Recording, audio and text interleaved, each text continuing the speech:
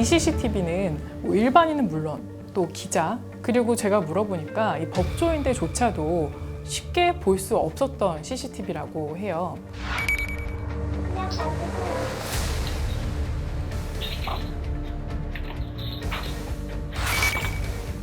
기억이 진짜 안 나요.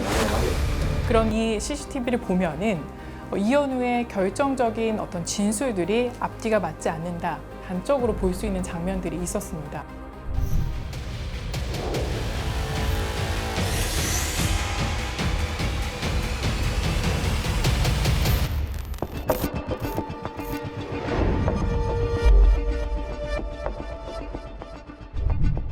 언제 어디서 누굴 때려쳤거든요?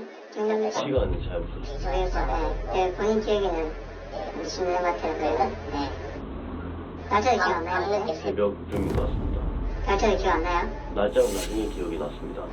지금 얘기하시면 되니까. 일요일인가? 일요일. 이현우는 초지일간 자기는 술에 많이 취해서 범행 시각 전혀 모른다고 했고요. 범행 장소 잘 기억이 나지 않는다라고 얘기했는데 그냥 서울에 걸로.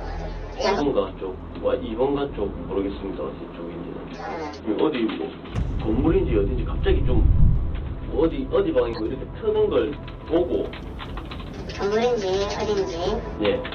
그게 길인지 문인지 집인지 그거는 모르겠는데 어딘지 모르겠는데 1차 조사에서 보이는 모습에서는 아예 전혀 기억이 안 난다는 거와 달리 상고 이유서를 보면서 제가 가장 눈에 띄게 봤던 장면이 피해자를 먼저 마주친 장소에서 범행 장소까지 뿐만 아니라 이 범행을 하기 전에 술집 1, 2, 3차는 어디에서 있는지 시각과 위치가 정확하게 적혀 있었고 술 마신 위치뿐만 아니라 그 이후에 휴대폰을 충전했는데 어느 편의점에서 충전했는지 그 위치와 충전 시간, 그리고 그 이후에 카카오 택시를 불렀는데 언제 어떻게 몇 시에 불렀는지도 정확하게 기재되어 있는 점을 보면서 앞뒤 진술이 맞지 않았구나. 남성인지 여성인지 잘 모르겠는데 저랑 눈이 마주쳤고 그 사람이 이 통화를 하는지 모르겠는데 뭐라 하길래 그게 저한테 하는 소리인 줄 알았습니다. 저 끝에 있는 사람도 남자인지 여자인지 확실하게 구분이 가고요. 거의 초저녁만큼 밝기 때문에 조명이 워낙 많아가지고 그게 헷갈릴 수는 없는 것 같습니다. 범행을 저지르고 사건 당일 이현우는 바로 여자친구를 만나러 갔다고 했는데요. 술을 당시에 뭐 7, 8병이나 마셔서 많이 취했다라고 얘기했는데 전 여자친구의 진술에 따르면 술을 거의 마시지 않았다고 하고 그날 모습도 술에 취한 것처럼 보이지 않았다. 정말 하나도 안 취했었고요. 나름이 꼬인 일도 없었고 제 폰으로 검색을 했어요. 폰 좀 달래요. 자기 폰을 유실치 다 빼고 꺼놨다고. 또 이현우 여자친구 핸드폰을 통해서 검색한 결과가 나중에 포렌식 수사 결과 나왔는데 이현우는 당시 범행 장소도 몰랐다고 했지만 그 포렌식 결과에서는 검색어로 그 정확한 건물명까지 적은 게 나왔고요. 뭐 강간에는 전혀 가능성이 없다고 얘기했지만 그 검색어에는 강간이 포함된 단어가 여러 차례 나왔습니다.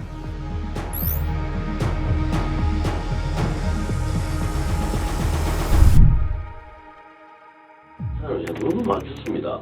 그쪽이 어딘지 모르겠어요. 네, 잘 모르겠습니다. 그래갖고 막 뭐라 하길래 그냥 저한테 그런 줄 알고 그러니까 제가 막 이렇게 쳐다봤습니다. 그냥 지나가길래 그냥 솔직히 좀 갑자기 그냥 화가 나더라고요. 술을 먹고 일어나 사람이 이상한 게 됐는지는 모르겠는데 본인은 계속 주장하는 게 그거예요. 술을 먹어서 심신상실이었다.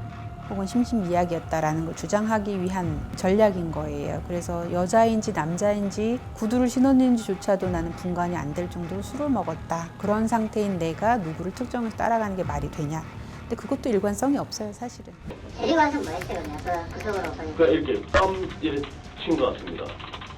안 일어나길래 제가 혹시나 제가 진짜 그런 건 아니겠지만 제가 만약에 그 상태에서 그게 말이 안 되지 않습니까? 만약에 그런 성인과 일어나는 게 맞지 않습니까? 저는 말도 안 되는 말인 것 같습니다. 예. 전혀 아니다. 그럴 리 없다라고 단호하게 부정하는 모습을 보면서 기억이 안 난다면 그 부분에 대해서도 잘 모르겠다라고 하는 게 맞지 않나? 거기서 제가 그런 거 하면 진짜 제가 미친 놈이지 않겠습니까?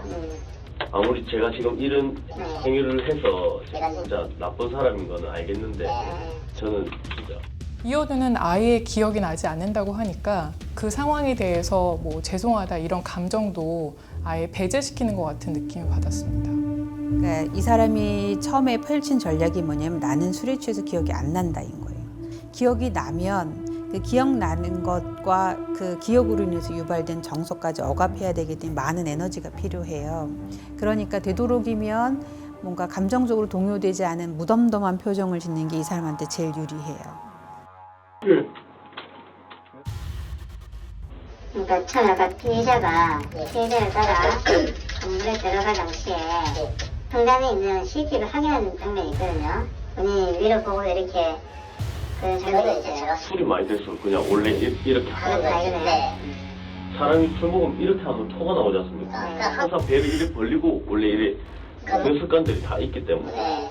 분명히 CCTV를 확인하는 것 같은 모습인데 자기가 그런 하늘을 보는 습관이 있다는 황당한 답변을 내놓기도 했습니다.